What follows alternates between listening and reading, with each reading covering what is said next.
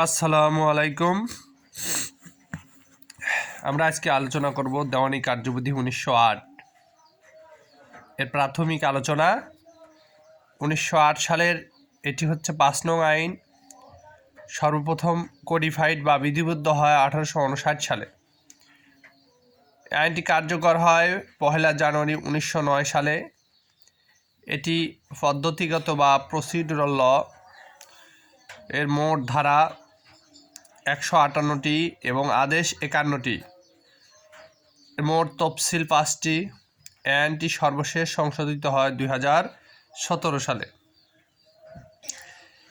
আইনের ধারাগুলো আইনসভা সংশোধন করবে এবং এর বিধিগুলো সুপ্রিম কোর্ট কর্তৃক সংশোধিত হবে।